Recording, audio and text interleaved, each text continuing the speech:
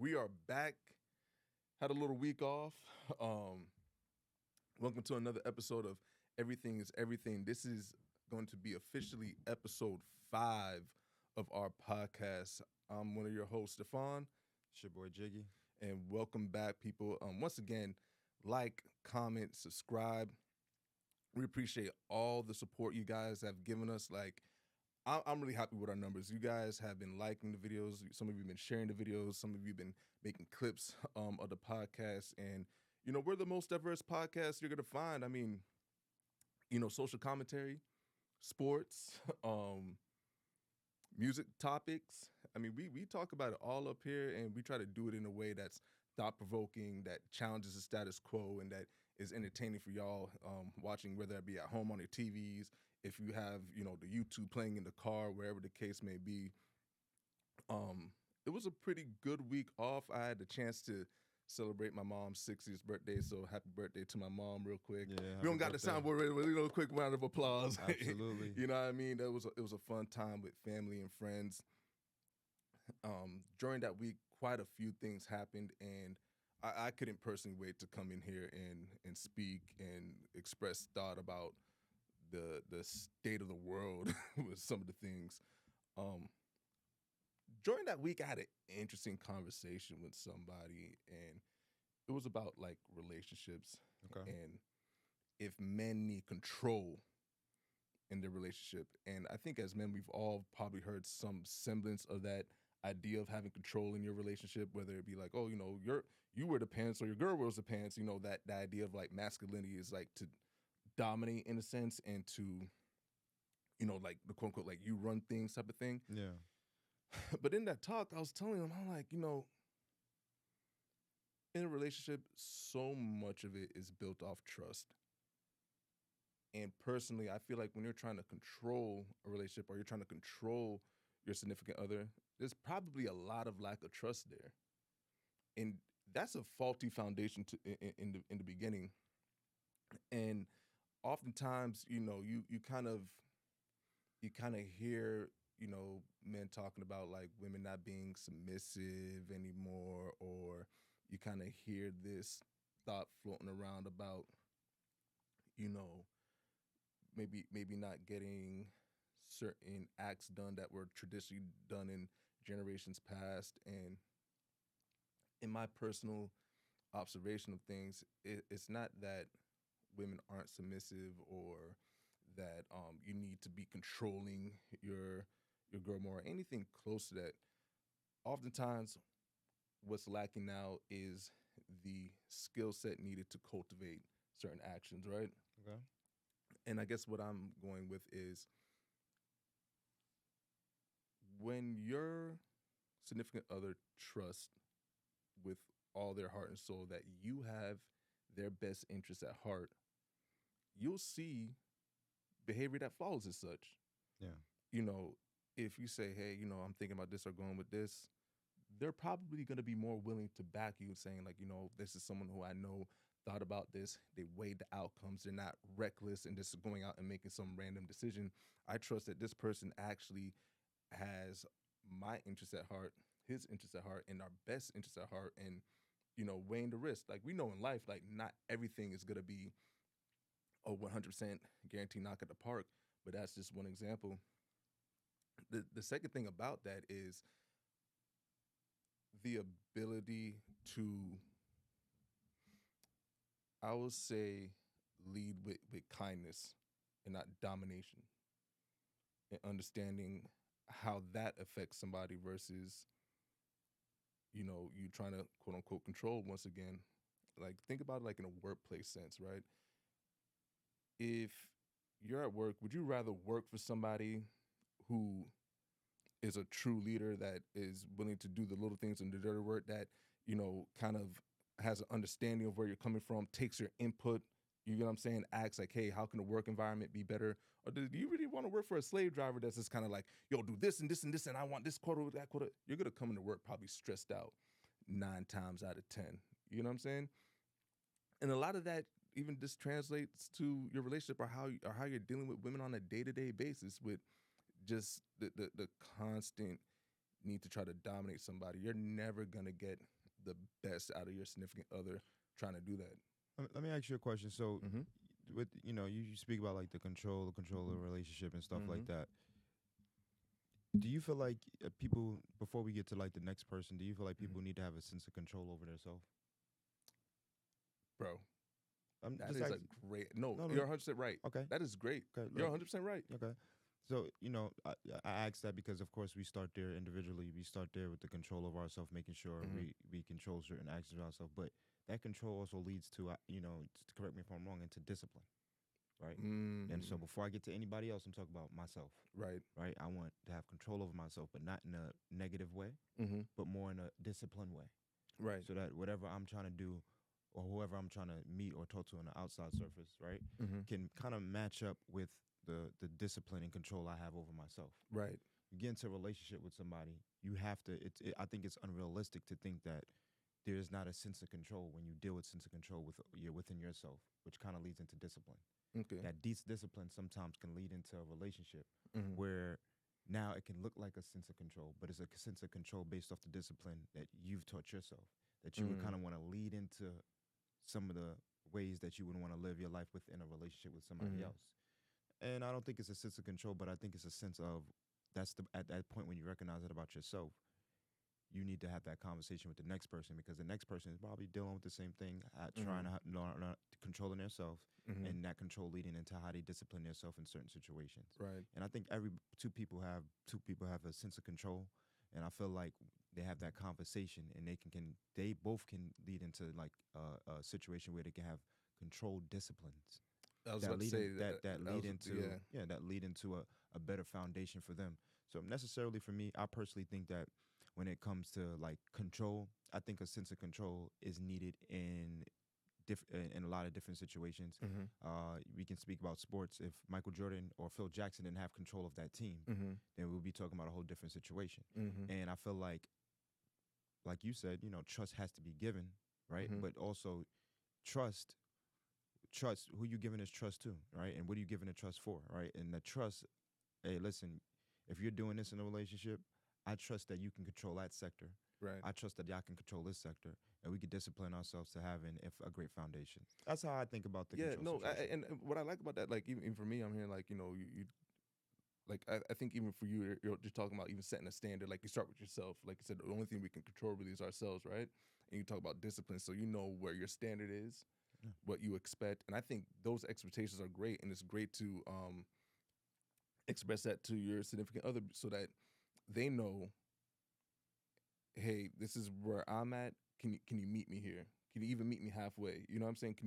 Can we get on the same page? Because if you're not on the same page, then it's probably gonna fall apart in itself.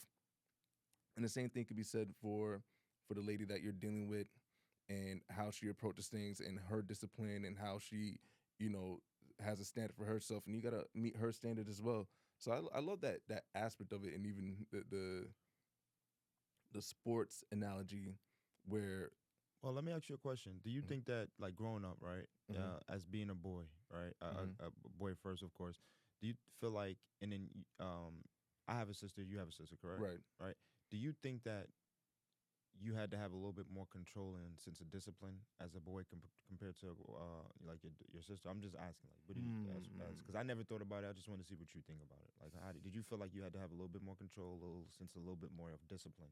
I'm gonna say yes, but it wasn't just the boy aspect. Like I'm the oldest of my siblings. Yeah. Coming from a single parent household where it was like a lot of expectations was put on me early to be the man of the house, even when I was just a boy. That came with responsibilities that whether I was ready for it or not, I had to do. Yeah. And it did really shape how I am as an adult, because I am always prompt. You know what I mean? Like most people do say, like, if you call Steph, he's gonna show up. He's gonna be trustworthy in that way. That's a fact. That's a big fact. Hey, my boy. That's my guy right here. I appreciate it. And I had to I had to play big brother role. I had to play a little father role. You know what I mean? And I'll just say for my sister, who's like the youngest, she's a baby. she's, you know what I'm saying? Like, I don't want to say spoiled, you know what I mean? But like, so much more protected with 3 older boy brothers, you know what I mean? Yeah. That the same expectations are on her shoulders. You know, I'm sure she still had her expectations as far as like, you know, the responsibilities my mom gave her in the house, like, you know, going to school, getting certain grades and stuff like that. But it wasn't like an extra pressure. And I think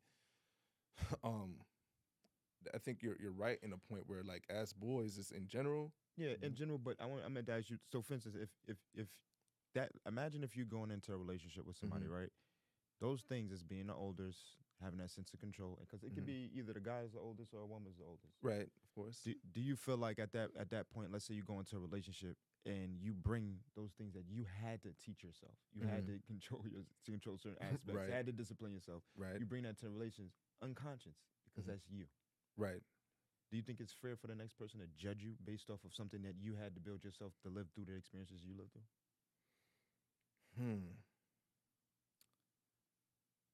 You know what? Judge, no. Observe, yeah. You know what I mean?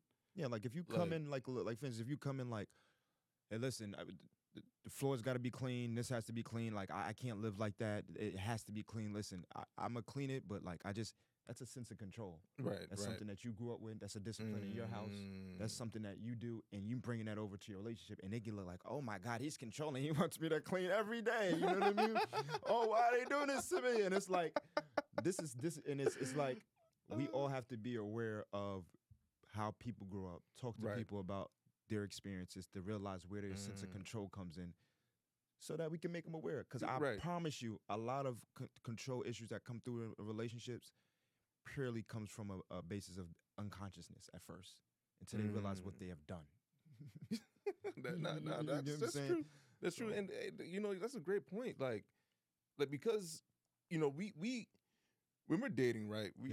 9 times out of 10, it's she's fine, she's cute. You know, you go over, you're trying to get to know, you're trying to get her number. You know what I'm saying? But we're not thinking like this person prior to this moment is a complete stranger. We don't know how they grew up, where they grew up, you know what I'm saying? What type of baggage they may or may not have, you know what I mean? And those are some of the things that should be unpacked first versus like the physical stuff, you know what I mean? Like we be so quick to try to get to the physical stuff that we never take the time to like learn the mental, learn the spiritual, see who, you know, how this person operates in this situation or that situation. And to your point about us just coming from wherever we come from, and we know how we are, we might expect a certain reaction or a certain thought process that someone just genuinely does not have. Yeah. And the control part from it, like you said, it could be subconscious. It could be, you know, stemming from a place like it could be a person who never got to pick what cereal they ate in the morning, so they want to enter the relationship like, yo, we got to do this, and that. And they don't even know they're doing it. They don't exactly. Like, this is what I like. This is what I like.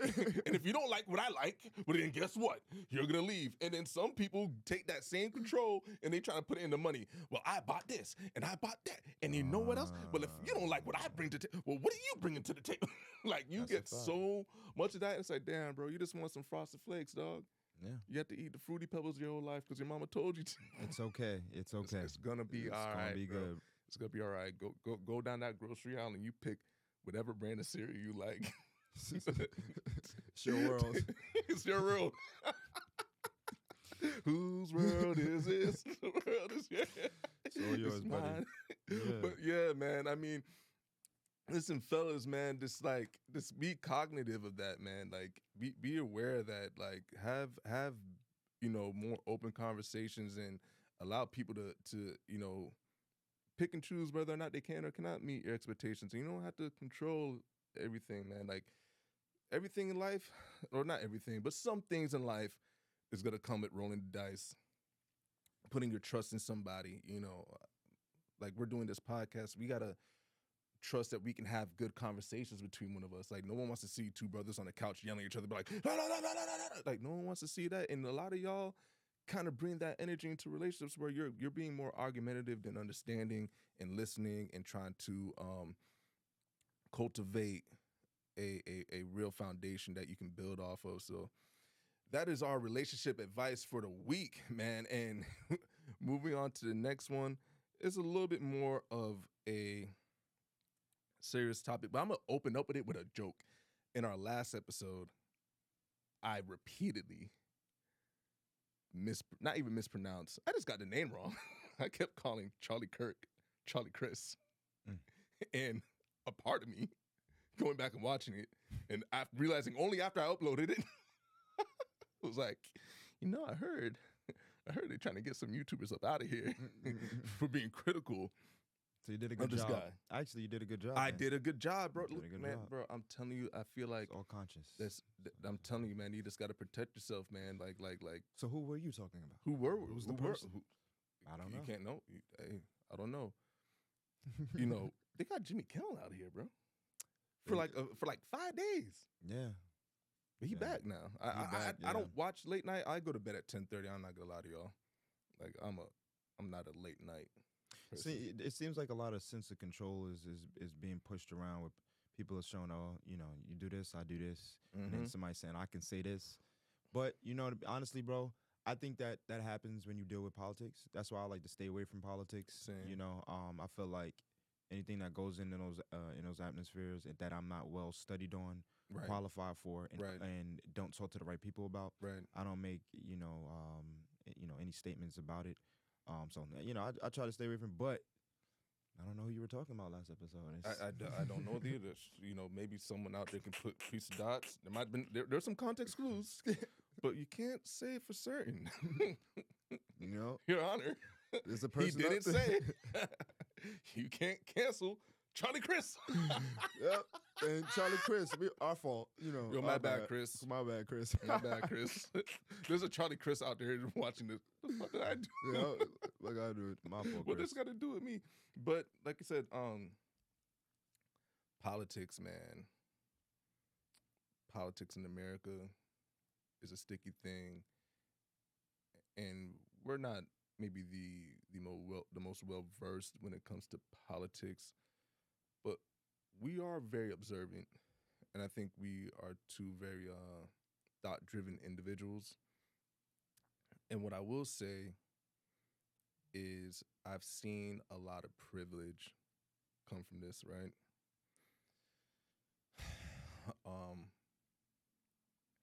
This is not an everybody thing, but when I seen a lot of reactions to all the discord from a lot of white people was that, like, I did not know. Like, the people who were celebrating him and trying to herald him as this evangelist, or I guess like good Christian values person, like they quote unquote didn't know about the other rhetoric he was spewing, which to me was like, how did you not? Because I can tell you one thing, man, them algorithms is no joke. You like one Instagram model picture, you go to your explore page, you got about 10 more options. You know what I'm saying? You watch and like one video, next time you open up YouTube, them videos be right there. And it don't be like saying, well, only this one or this one. It's a privilege to be ignorant, especially when it comes to the detriment of Black people. This episode wasn't released, but you and I did an episode prior to our first one where we had a demo because we were working out bugs and everything like that. And we had a really good conversation about the streamer whose name I forget. Do you remember his name? The one that was on the Breakfast Club? I think it starts with a K or whatever. Neon? Neon. I don't know why I kept calling Keanu. I don't know, man. Something about like whenever someone like that, I just try to erase them from my memory because if I sit there and think long enough, I'm like, yo, I hate this motherfucker. You know what I'm saying? Neon. We had a really good conversation about that, and I spoke about how a lot of these people, metaphorically speaking, and some of them literal, but metaphorically speaking, build platforms off of Black bodies, right? Where disparaging Black people, talking negatively about people, reinforcing harmful stereotypes is a means to amass an audience, because America was founded off white supremacy. America was built off the blacks and blood of African people and Native American alike. So that core is still very, very strongly attached. I want to challenge people to break their privilege, to educate themselves on all aspects of a person, and to not purposely or even ignorantly turn a blind eye to someone who's clearly not a great example. And that's even like my criticism with a lot of these churches who were honoring him, celebrating him. Are you guys going to move like a church, or are you going to move like a cult? It's too many of y'all moving like a cult. And what cults do is use religion to blindly lead people where they don't ask questions. There's no thought behind it. There's no reasoning behind it. It's just don't ask, don't think, just do. That is going to do a lot more harm than good. They need to be called out.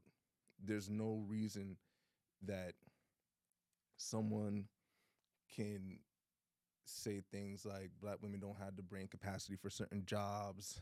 There's no reason for someone who said they were better off prior to slavery because they committed less crimes. The list of ridiculous things he said.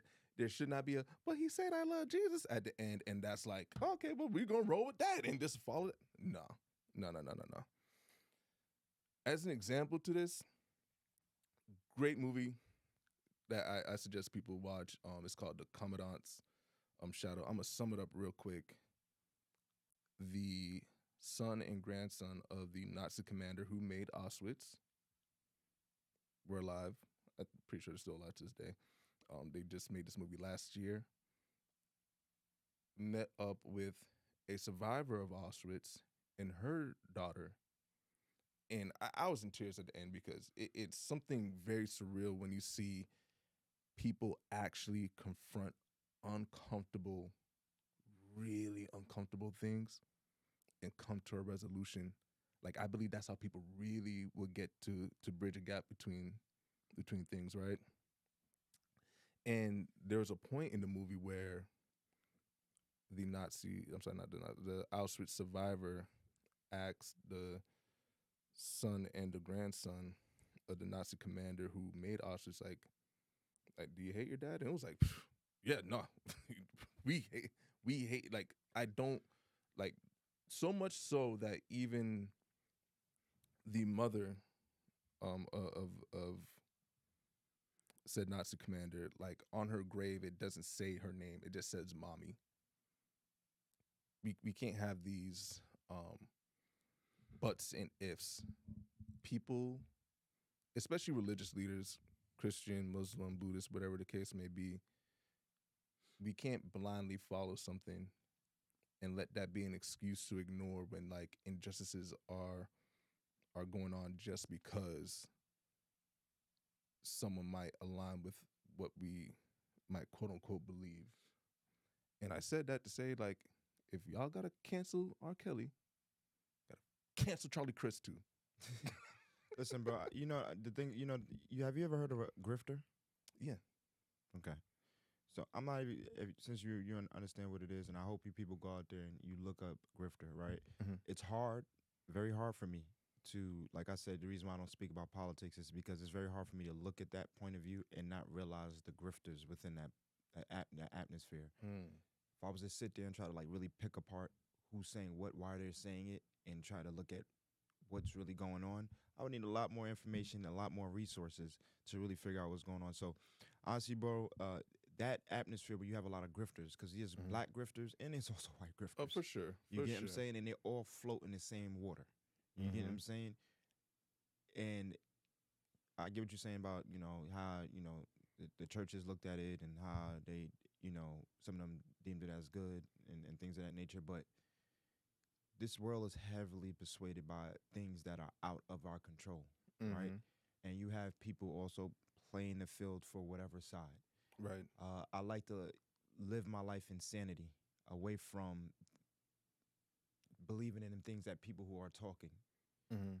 I would rather go to full extent of what they're saying to get a certain point across or to get their job done, rather than truly believing in what they're saying. Right. You know, and I think a lot of people do that nowadays just to make money.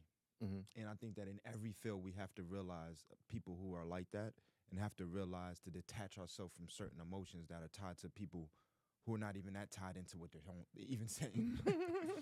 You know, so that's just my point of view on it. You know what I Right. mean? And that's why I stay away from it, because I'm not gonna be drawn emotionally into something that these people are not fully explaining to me. Right. And if I feel that curious about it, I'm gonna go ahead and do my research. Right. And you know, like you said, them algorithms. Once you look at one thing, they'll tell you, oh, well, you're looking for this. I'm gonna make sure your answer or whatever you're looking for is validated. Right. So it's gonna keep going down that cycle and keep going down that cycle and keep going down that cycle. And sometimes, you know, I think you got to spin yourself out Mm-hmm. and stand at a certain point with it, because it's a lot of people doing the same thing from different sides. And if I look at it from one point of view, I'm not gonna get the whole picture. You get what I'm saying? Right. Right. No, you're right. I mean, I agree what you're saying, because maybe some of these people don't really believe in what they're saying, but they're able to rile people up. I'm gonna play a clip real quick. It's a little bit of a long clip, but I'm gonna try to get to the point of the clip. But you know, just to even say, you know, with the reality that we as Black people have to live in versus the privilege that they get to live in, like, understand, like, the privilege comes from being pacified and, you know, being allowed to be ignorant.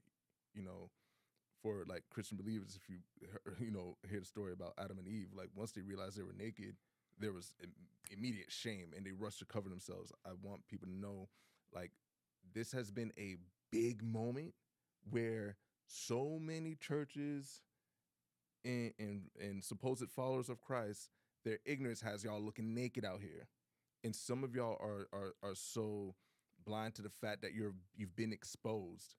So, to your point about doing research and understanding, I'm trying to tell people, like, y'all need to go cover up, go learn, go do research before you have these passionate displays for somebody who is probably a detriment to you.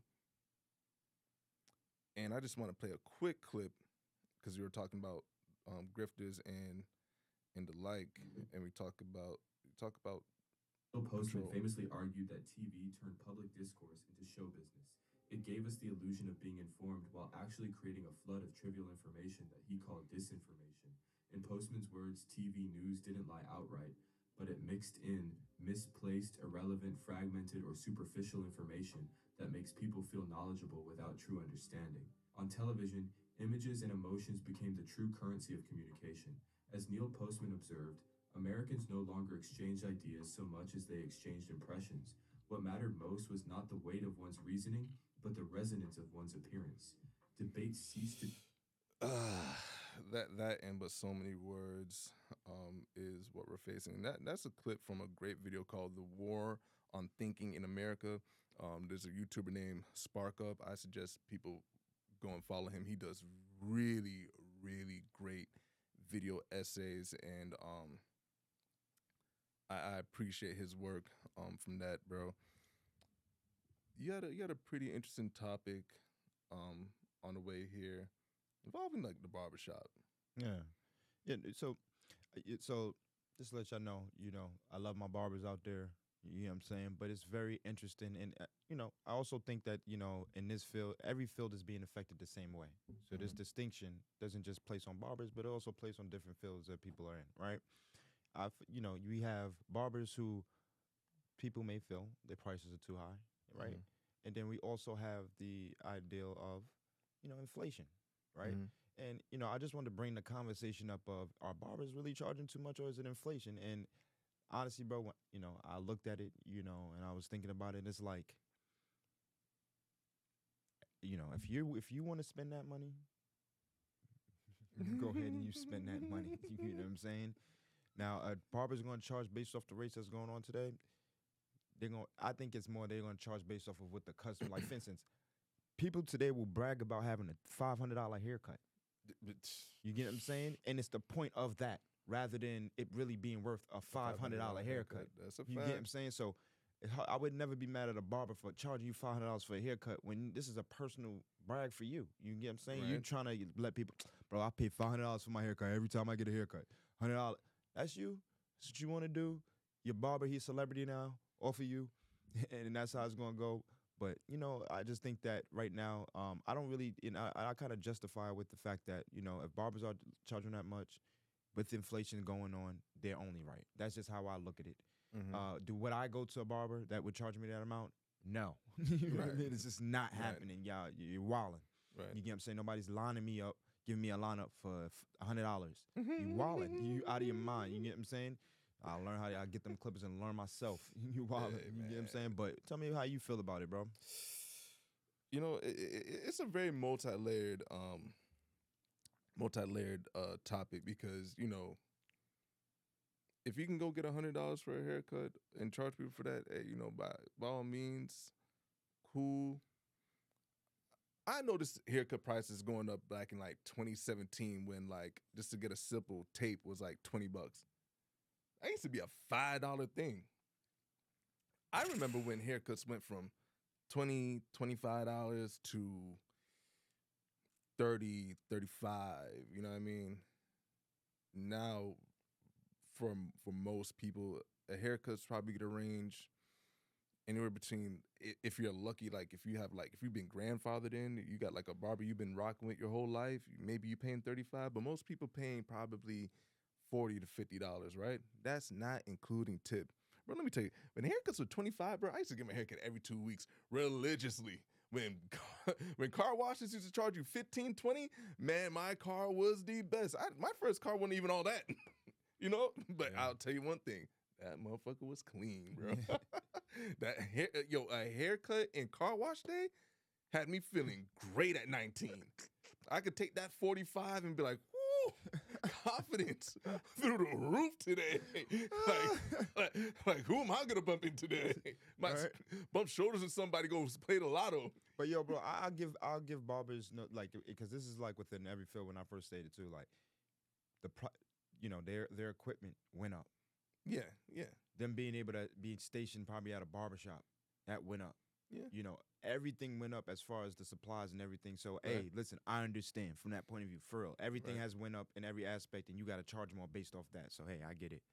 You know, man, you know, but some things are like one-time prices. You know what I'm saying? You can adjust your price off a one-time increase. So I'll say this, right?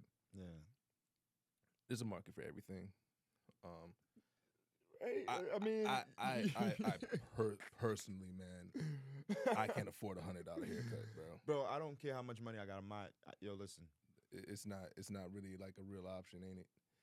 Listen, I seen some barbershops, bro. They be having barbershops. They be having women. They be having a girls dance, twerk off. Them joints that be in the Dominican Republic, right? That's why these niggas be wanting to go to the DR. Yo, bro, you go there. They feed you.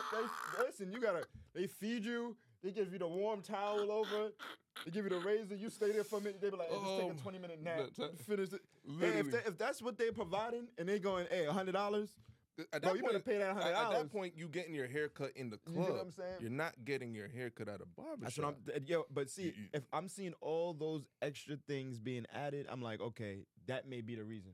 You know what I'm saying? All right, cool. And then you still got a tip. You be like, all right, cool. How do you tip on $100? No, how do you tip a $100 haircut? No, seriously, how do you tip on $100 haircut? I just told you all the extra stuff. Yo, bro, they're going to be dancing. Part of the package. They're going to give you food. They're going to be massaging you like, oh, yeah. Okay. Extra $50 tip. But think about it. Here's the thing, though. Like, you know, I tip my barbers all the time.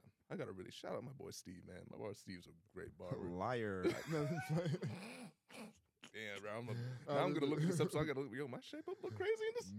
Hey, you know what's funny? As we're talking about this barbershop talk, I was so like self-conscious from episode like 2, 3, and 4 because I'm like, dang, I ain't get a haircut yet.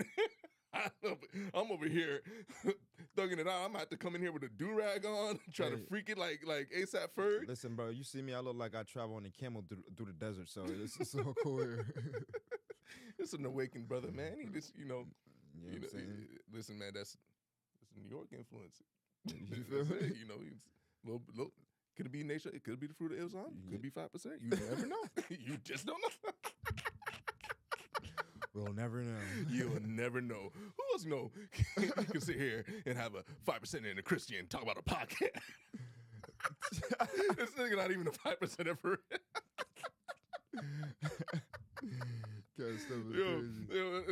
To get back on topic. Yeah, bro. Like you know. I'll say this, right. My only thing with the $100, we all get a cost. Like, I'm a business owner, and cost increases are something we're all facing today, and it's a serious challenge, right? Yeah. I'm in the restaurant business, Absolutely. so food prices have been going up, but I can tell you, we've, if not completely weighted out a lot of the food price increases.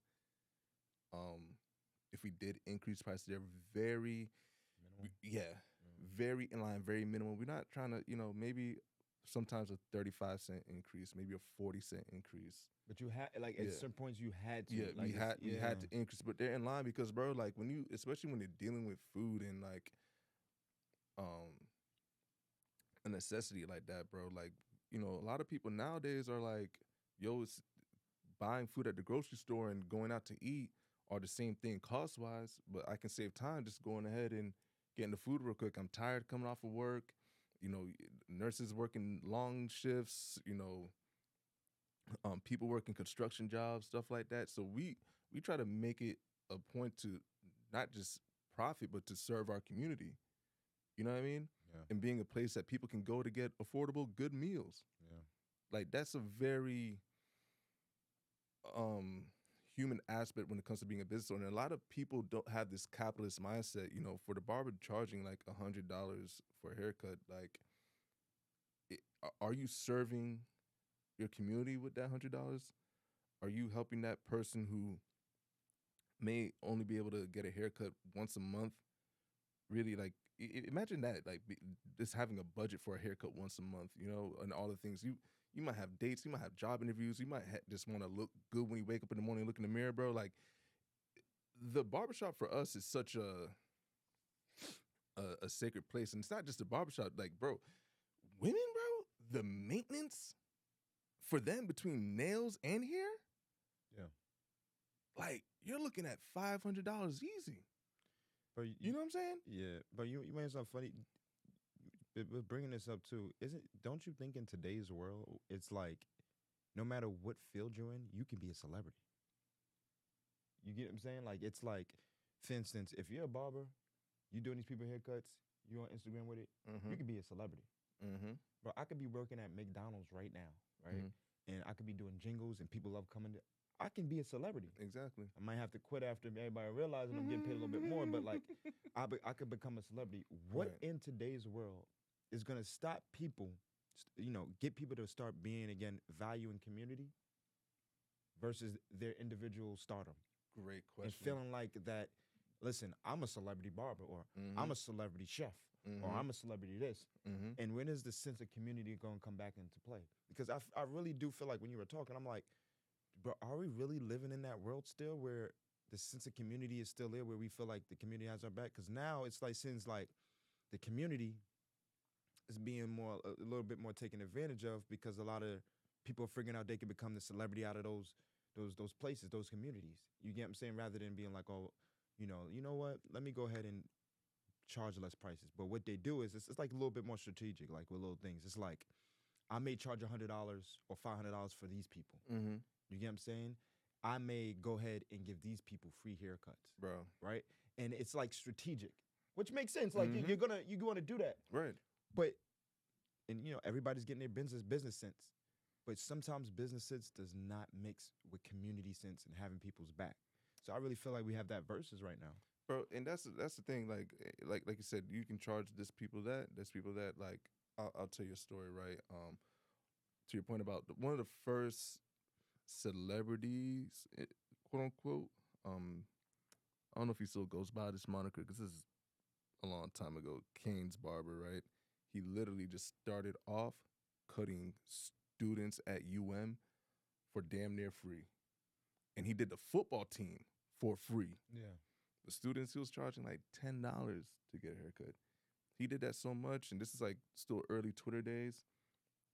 He gained a following. Next thing you know, it's Dolphins players here. It's alumni of UM's here. You know what I'm saying? Mm-hmm. And I'm sure by the time he got to that point, he had his price range and everything like that. But like to see where he started, and he still went back. Like once again, I mean, I ain't been to the campus at UM in a long time. I'm a Florida State fan. I just got some UM brothers I love Florida. And FSU gonna whoop that ass come This October 4th.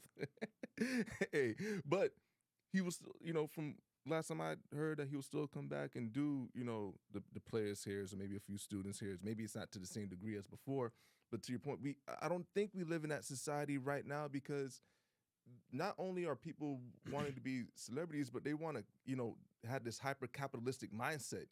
Yeah. Where like not everybody's a lick. You know what I mean? Now it's like their mindset isn't thinking like, all right, cool.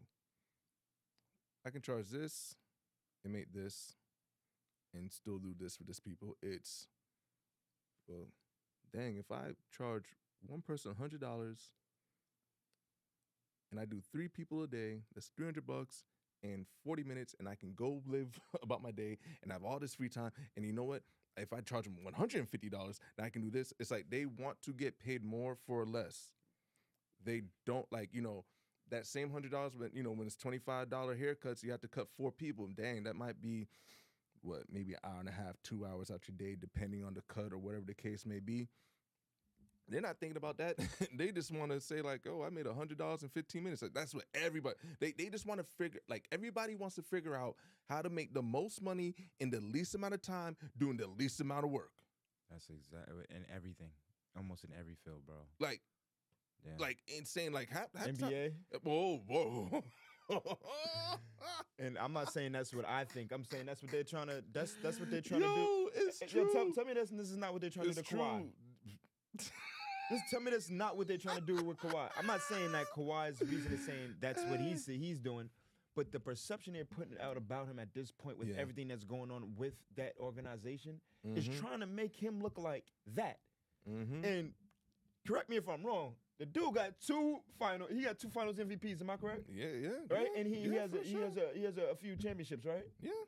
And they try to put that perception around certain people. So that's what I think. I think there's actual people out there that's like that, and I think they try to control a perception, put it on people that are really not like that. Because I truly don't think Kawhi Leonard is that type of person, but I feel like because he doesn't say as much, right? Because he doesn't talk as much, right? They just can throw whatever perception at him. You get what I'm saying? Yep. They just throw whatever perception until he does a conference or so, and he goes, "Oh, it's not me. This is not what." But I hate when they put people in a position who don't even involve themselves in being in that, and they put them and put that perception. But bro, that's why like even like we've spoken about this before in the pod, like people who aren't like that just having to speak up, bro. Like at some point it is our responsibility to speak up and let people know how we feel on things, because if we're silent, then all the other nonsense is going to be loud, and then that becomes a standard. You know what I'm saying? And that's like that in so many ways, bro, where that could be a topic on another pod in and of itself, bro. Like the cost of being quiet. Yo, the cost of being quiet is heavy, bro. Oof. It is very. That's a bar right there. Yeah, that's a bar. It's very heavy. I'm gonna just let you're not a rapper, okay? Just try to throw bars out there. Listen. Nah. You know what? Like I said before, I think episode when I said I did feel a lot like a rapper. We're in the studio right now. There's microphones. Oh, man. I don't got a notepad. I can do it on the phone like I'm Drake or something. Steph Lover, Jiggy Butter. Hey, they can't pick up the floor. See, you found a pocket. You found a pocket. Don't listen to me, y'all. But yeah, back to that. But no, it's true, bro. And I feel like when you had the mindset of like serving the community, the community is gonna want to serve you back. Like, yeah, you might be able to, cut one person's hair for $100. You might be able to braid one girl's hair for $250, $300. But what if you were able to say, okay, I'd rather charge $35 a haircut. If my clientele doubles or triples, I know I'm gonna be cutting more hair. That's gonna be more time. But at the same time, maybe I can work 2 less days and actually have a profit. Same thing for the hairstylist. I might not be able to say like, okay, I'm gonna charge 300 one time. I can braid one person's hair. That's an all day thing. I'm in for the day. But like, what if you did 200? You braid two people's hair in a day. Bro, I'm gonna tell you, bro. I You ain't know gonna what lie I'm to you. I think you have that's a great point, bro. But it gets to a point where we have all these different aspects of people doing. Like I did feel like doing all this extra stuff. I be feeling like we have too much of a fascination with materialistic things in this world today. 100%. And it's like, I get it, bro. You want the yours, you know, you want the cars, you want Right, this, the that, and the Maybach. third Maybach. But bro, you know, I just don't get it. Like, there's not enough materialistic things in this world that's gonna make up for what you have to work on for yourself. That's 100%. And I feel like we just live in this crazy world where everybody got to be the celebrity. Everybody got to have this extra stuff. But if you have this stuff, think about the person who has to bend to you, right? Think about the person who has to open that door every day, cook, be your show. You know what I'm saying? Like, you really got to think about these things, right? But bro, like to your point, the materialistic things that they buy, a lot of them don't even realize these are coming from places that are disenfranchised, and they're quadrupling, not even quadrupling. Like, you're paying 100 times X what it costs to make to actually make said things. I'm a sneakerhead. I'm gonna admit it. I'm a little bit of a reformed sneakerhead because Nike got bots on the app, and they ain't got enough size 14, so I don't buy as much sneakers as I used to. You know what I'm saying? But I know it don't cost $200 to make them Jordans, those dunks, this. And to your point, like, bro, you know when I really just was like, man, you know, they took the fun out of being a sneakerhead. I wanted the Ben and Jerry dunks so bad, bro. I was like, I ain't gonna lie, like, growing up, I ain't really have a lot of shoes. I had some nice shoes, but I ain't really have like a lot of shoes. I ain't really wasn't in the position to have like a sneaker collection. So in adulthood, when I started getting my own money, I wanted to build my own little sneaker collection, right? Yeah. I wanted them joints bad. I was like, bro, I ain't gonna lie. I see why niggas was fighting for Jordans back in the days. Because if you got to wait in them lines and you got skipped, gotta crack knuckles, man. You gotta, what's up with you, bro? You know what I'm saying? Right. Bro, them joints sold out in seconds. I barely had time to sign into the sneaker app. I was like, man, you know, I really want them though. I know they're going for 150, 140 or something like that. I was like, fuck it, man. I'll pay 400 for those. I wanted them joints. Bruh, I go to the Go app, 1,500. I said, ain't no way. Yeah. How? Yeah. How?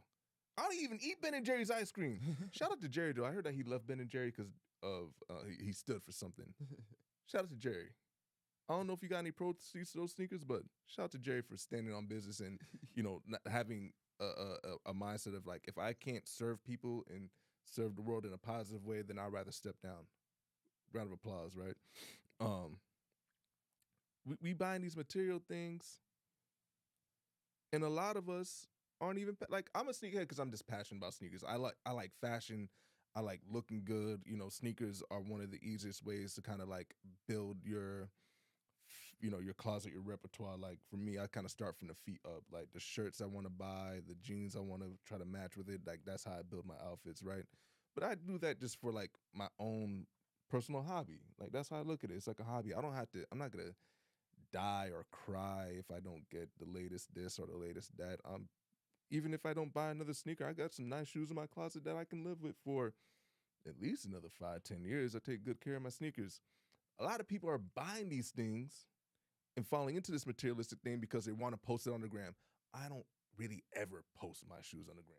So I guess it's, you know what it is, bro? It's not that the barbers are charging, going back to the original point, it's not that the barbers are charging too much. It's not that the fact that it's inflation.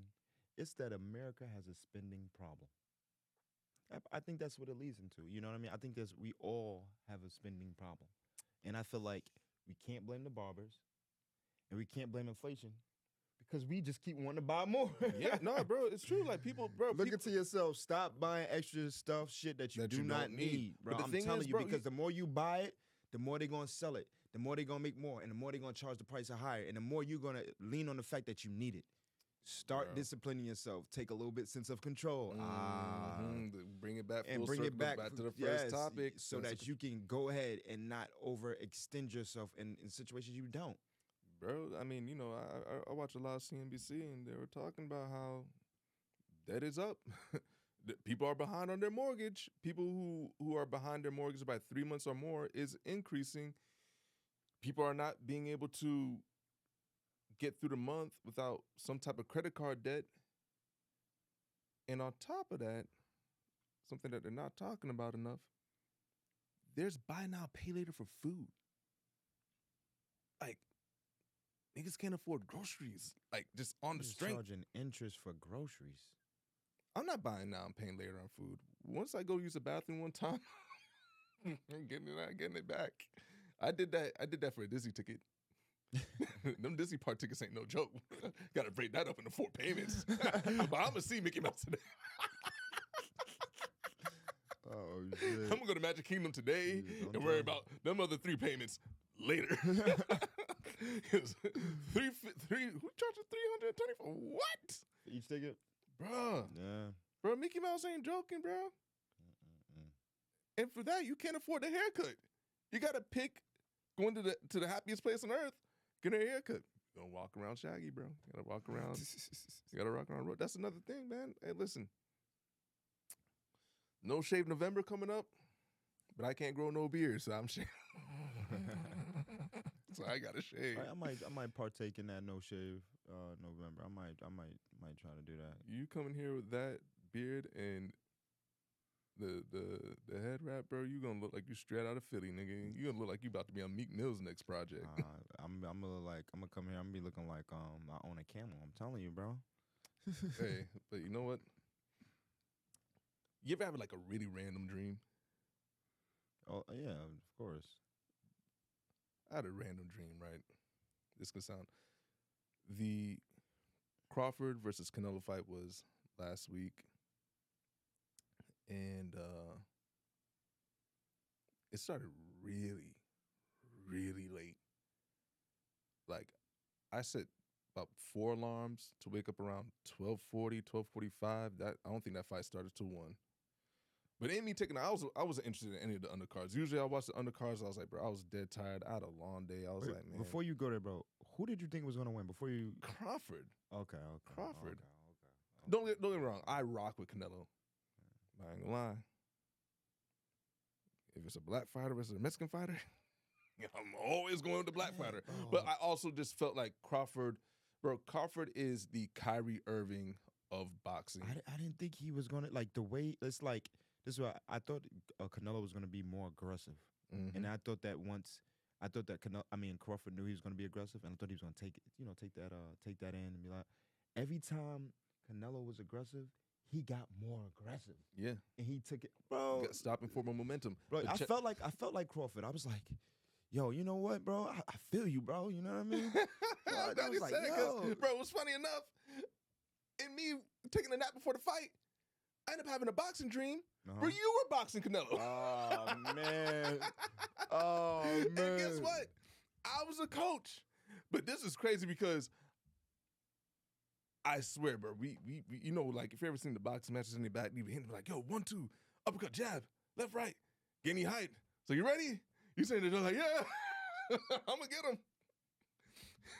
Somehow, Canelo managed to pull up in the best looking Rolls Royce I've ever seen in my dreams or in real life. We don't care. Black shades, like Louis silk buttoned up, halfway buttoned up, showing the pecs, big chains. There's a One Piece reference. He had the Kata Curry tattoo. I was like, yo, what the fuck I had on the tank top? You had on this. Oh, man. I'm not gonna lie to you. He looked so intimidating. I was looking at like, oh, shit, my nigga about to get fucked up. This is gonna be a tough fight. But I'm gassing you up, though. Because I'm in your corner. Mm-hmm. I'm your trainer. Boy, the music started playing. I don't even remember the music, man. You just ran. You didn't even do the walk. You was so hyped. You just sprinted to the ring. You didn't do the walk. Yeah, I want to You knock did that the nigga whole sprint. You ran the race. Yeah. You start bouncing off the ring. It's like, I'm ready for this. It was like, at 6'3", 190 from the Bronx, New York. Jiggy. By the time Canelo didn't even change clothes, he just hopped in the ring and took off his glasses. And I woke up right in time for the fight. Yeah, I'm telling you, I was about to get physical. I was going to get physical. Somebody was going down. I could, you know what? It was it was not about to be like the Martin episode. You remember that Martin episode where he? Yeah, that probably would have happened too. You know, Martin got tore up on that fight. Great thing we have imagination. So great imagination. But back to your main point about the fight. Yeah. Every time Canelo tried to be aggressive, especially when you on the naturally bigger fighter, you see in boxing, like they'll clinch a lot, they'll lean on their opponent, they try to let their natural weight difference be a hindrance, wear your legs down. Crawford wasn't going for none of that. You was not, bro. It was great, right? I was like, yo. Every time he got close, pop. Yeah. I said, and that's why I bring up the Kyrie Irving comparison, because the same way Kyrie just left hand, right hand, it don't matter. Yeah, like I no might matter have four. what. Yeah, I might have four. I get Orthodox, you. I get you. Southpaw. Yeah. Which one you want? And then he was taking punches. You know, like people like going to the fight, they're like, I'm gonna be dodging every punch. He looked like I'm gonna get my hits in, but he's gonna get his hit in. He's gonna get his punch, but I'm gonna counter it and hit him 2 times. Yep. I was like, you know, I like that. And the thing is, you would think like with Mayweather is you're not gonna hit him. Yeah, you're not gonna hit him. He's slippery. He's, moving his head offline. He's countering. He's really good, even in short combative situations where like he shoulder roll, counter left uppercut. Things like that. And Crawford did a little of that, but like on offense, where like his offense was his defense. Yes, it's exactly. Like, I can sit here in the middle of the ring, and okay, you break guard. I'm gonna cut the right punch short. Boom, right overhand, left. Yep, bro. I mean, just it was amazing. A textbook. Yeah. I left that. I'm like, Crawford is as good offensively as Floyd is defensively. And Canelo is no slouch of a boxer. But that's the one thing I hate about. That's a good analyzation, bro. That was a good. I like that one. That was a good one. That was a good one.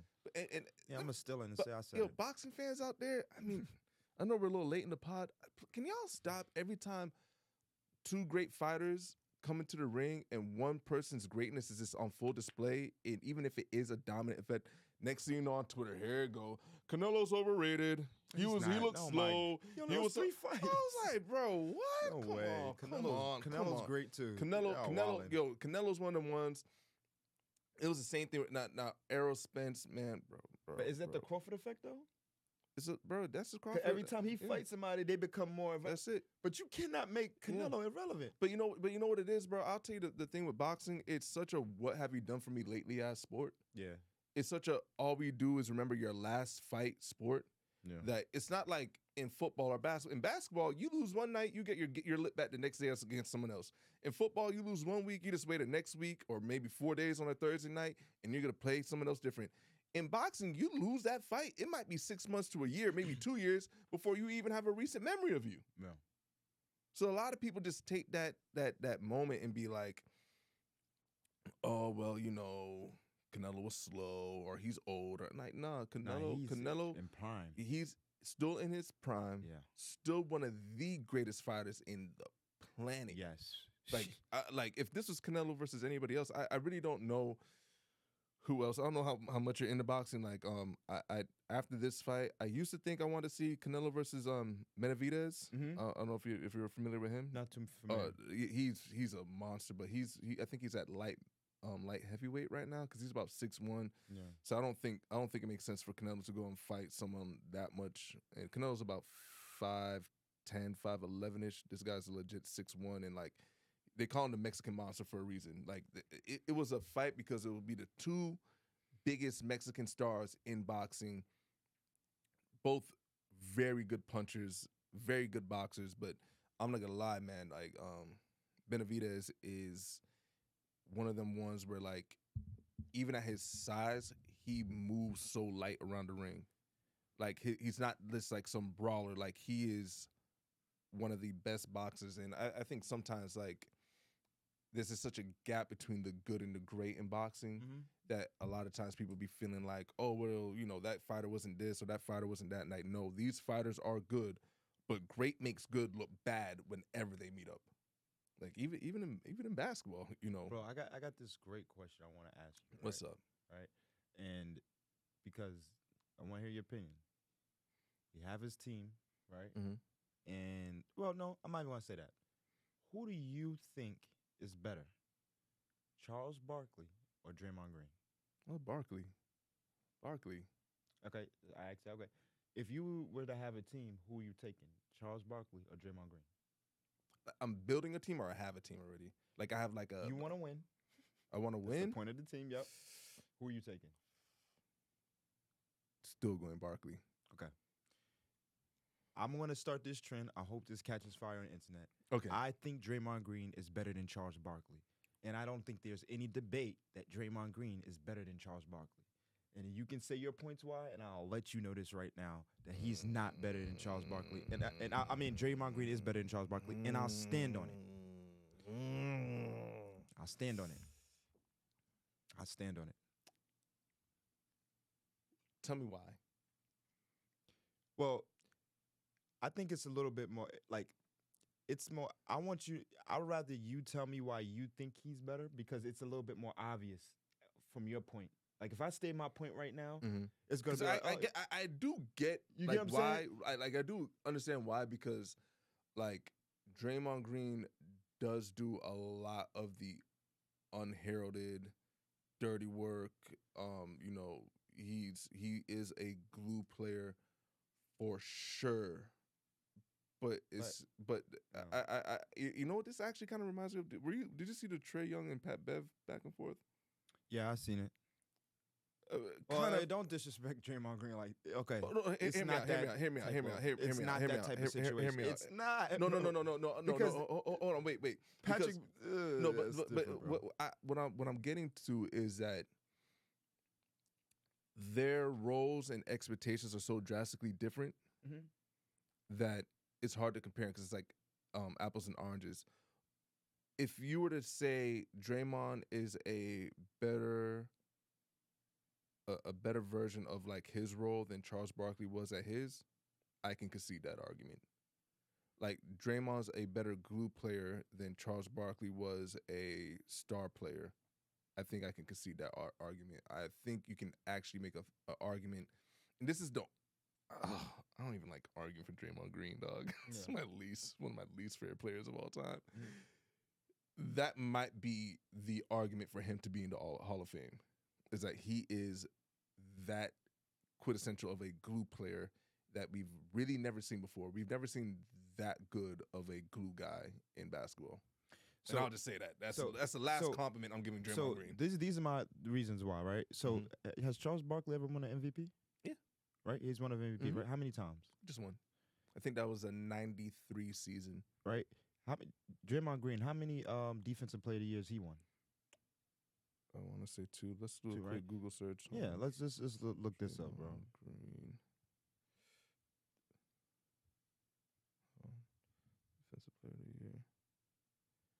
Draymond Green just once. Once, right? Okay.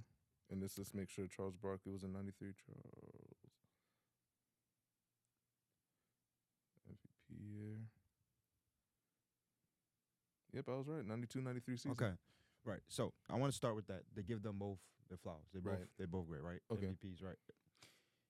Draymond Green on defense, right? This is my point. This is my point of view, right? Has much more of an impact on the game than Charles Barkley does on offense, right? When I compare these two, right, and I'm looking at the game, right? This is not football when one person plays one side and another team comes in and plays the other side. Okay. This is a sport where you can either be dominant on one side or the other, right? Okay. When I play basketball, I'm a scorer. I'm not, I wouldn't play like Draymond Green or anything of that nature, right? But If I told Charles Barkley to lock up somebody on the opposite team in order for us to win, he can't do that. And that's the reason why probably the reason why he doesn't have any championships. If I tell Draymond Green, right, to go lock up that star player, no matter who it is, from LeBron, he's gonna kick him in the nuts. Well, listen, LeBron got 1 championship on Golden State, and they got 2 on him, right? Am I wrong? Am I wrong about that? They got 2 on him, KD, and they got the one before that. Bro, you're. Wait, hold on. Listen. I'm not speaking about anything as far as being biased. I'm speaking about fact. Okay, right? Right. I'm just speaking about fact.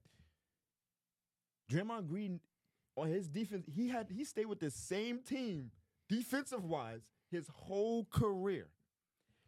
Charles Barkley had to go to the Rockets in Phoenix and was on 2 great teams and still couldn't get it done with his offensive abilities, right? So you're telling me this, right? Somebody that builds this foundation, their identity through who they are defensively, wins championships. He's not an offensive player. You get what I'm saying? No, because, for instance, you can't bring up the fact that when, let's say, I don't know, Jordan won championships, they always like to say Scottie Pippen, Dennis Rodman, the best defensive players. They're the reason why they won. Draymond Green is the reason why that foundation of the Golden State Warriors is where it's at. Ooh, okay. You didn't hear me say the reason why they won championships. I said the foundation of it is him. All right. So you know what? This is funny, right? This is funny because we just talked about Crawford and greatness. Great making good look bad whenever they meet up, right? Okay. Draymond got to play the greatest shooter ever. Charles Barkley was unfortunately up against the greatest player ever, and he came up short.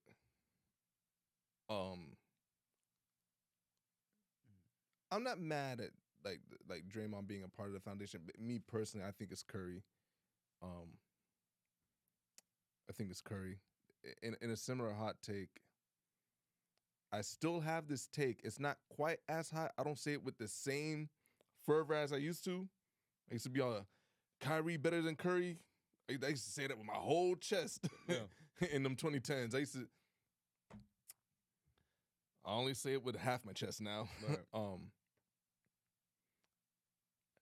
Like to your point, I would just say that Draymond just gets to be one thing. Like, he has a whole other superstar, and it's such a different act. Like, Barkley was the superstar in Phoenix. He was the superstar in Philly, even when he was taking the reins from Dr. J, and the team became Barkley's team. What about Houston?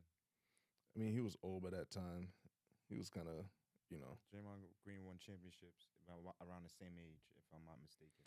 But it's that's the thing that everybody goes into bias when they speak about him, and that's the only reason why Draymond Green can go for pure facts, just pure facts.